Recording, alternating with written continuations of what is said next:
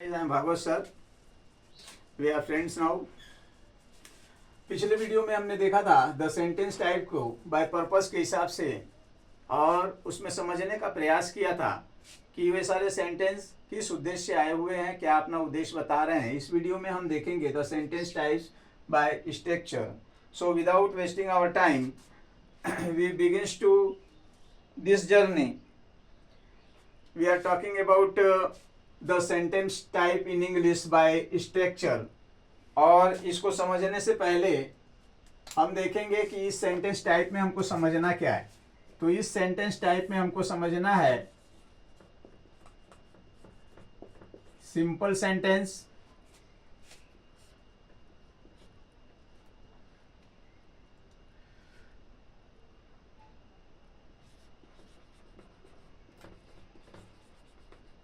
Compound sentence,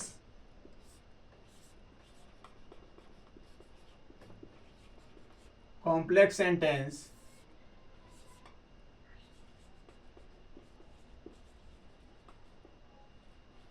compound and complex sentence.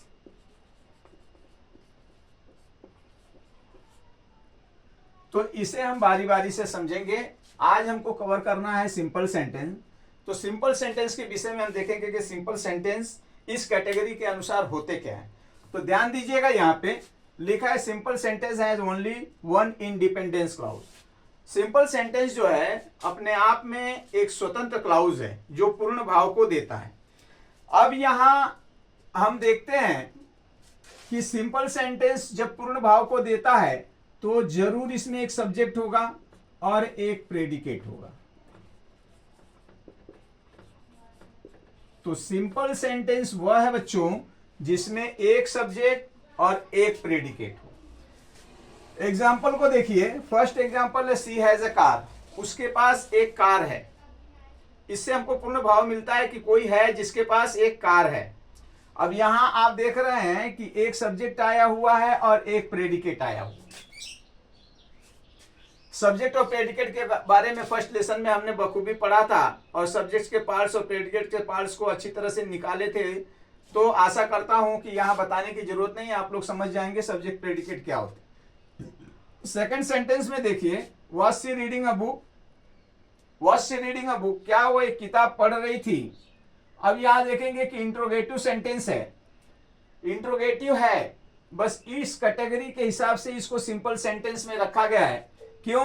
क्योंकि इसमें एक सब्जेक्ट और एक ही प्रेडिकेट है।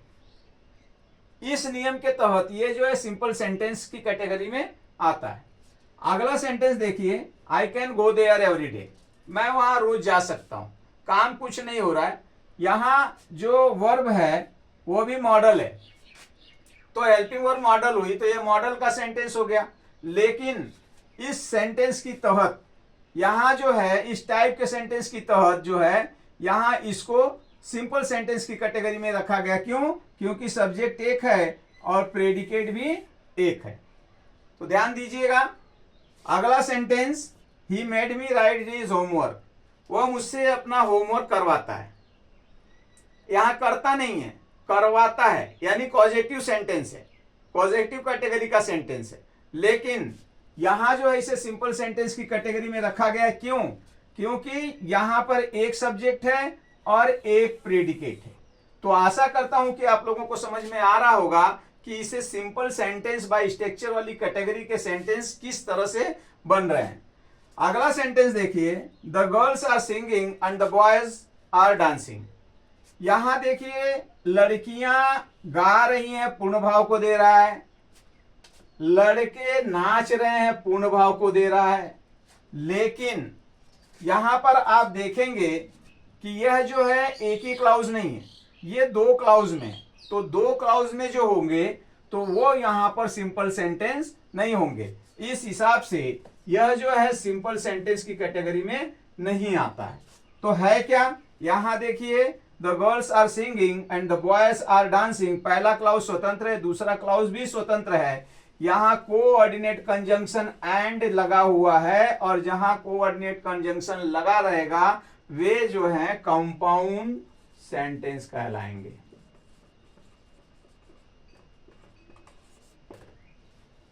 अगले सेंटेंस को देखिए, I request him because he is my elder brother. मैं उसका रिक्वेस्ट करता हूं, पूर्ण भाव दे रहा है। He is my elder brother, वह मेरा बड़ा भाई है, ये भी पूर्ण भाव दे रहा है। बट यहां ये जो कंजंक्शन लगा है बिकॉज, ये जो है सब ऑर्डिनेटिंग कंजंक्शन है। और जिसके साथ भी सब ऑर्डिनेटिंग कंजंक्शन जिस वाक्य के साथ लगता है वह सेंटेंस जो है कॉम्प्लेक्स सेंटेंस की कैटेगरी में आता है। तो आप लोगों को बखूबी समझ में आ गया होगा कि simple sentence category by structure के हिसाब से क्या होता है। यहां मैं थोड़ा सा ओवरव्यू दे रहा हूं और यहां समझाने का प्रयास कर रहा हूं, डिटेल में हम इसको समझेंगे अच्छी तरह से। पहले जो है आप इसका सही से समझिए कि यह जो है कह क्या रहा।